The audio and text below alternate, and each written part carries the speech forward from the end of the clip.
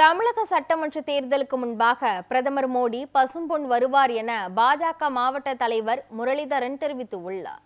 ராமநாதபுரம் மாவட்டம் கமுதி அருகே உள்ள பசும்பொன் கிராமத்தில் முத்துராமலிங்க தேவரின் நினைவிடத்தில் குரு பூஜையை முன்னிட்டு தமிழக முதல்வர் உட்பட பல்வேறு அரசியல் கட்சி தலைவர்கள், சமுதாய தலைவர்கள், பொதுமக்கள் என ஏராளமானோர் மரியாதை செலுத்த உள்ளனர். இந்த நிலையில் அதற்கான முன்னேற்பாடுகளை ஆய்வு செய்த பாஜக மாவட்ட தலைவர் முரளிதரன் முத்துராமலிங்க தேவரின் நினைவிடத்தில் மாலை அணிவித்து மரியாதை செலுத்தினார். பின்னர் செய்தியாளர்களை சந்திக்கும் பொழுது தமிழக சட்டமன்ற தேர்தலுக்கு முன்பாக பிரதமர் நரேந்திர மோடி பசும்பொன் முத்துராமலிங்க தேவர் நினைவிடத்திற்கு வருவார் என்று தெரிவித்தார். 118வது ஜெயந்தி விழாவும் கொண்டாட இருக்கிறோம். இந்த நிகழ்ச்சியிலே இந்த வருடம் பாரதத்துடைய துணை ஜனாதிபதி அவர்கள் வர இருக்கிறார்கள்.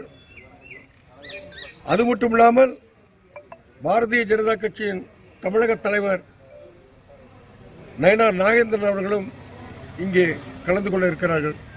பாரத பிரதமர் இங்கே வருவதற்குண்டான முயற்சியை எங்களது இணை பொறுப்பாளர், தமிழகத்துடைய இணை பொறுப்பாளர்கள் மூலமாக முயற்சி செய்தோம்.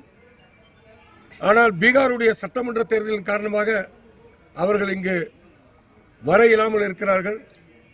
இந்த வட்டம் எலெக்ஷனுக்காண்டி தான் இந்த துணை ஜனாதிபதி, நிதியமைச்சர்லாம் வர்றாங்களாண்ணே? ஏற்கனவே சொல்லிட்டேன் உங்களுக்கு. எங்களை பொறுத்த வரைக்கும் இது எப்படின்னா தேசமும் தெய்வீகமும் குடியிருக்கக்கூடிய இடம். நாங்கள் தேசபக்தி, தெய்வ பக்தியை ஆதரிக்கிறவங்க. கடந்த ஆண்டுகள்லாம் வரலண்ணே. கடந்த ஆண்டு அவர் துணை ஜனாதிபதி ஆகலையே.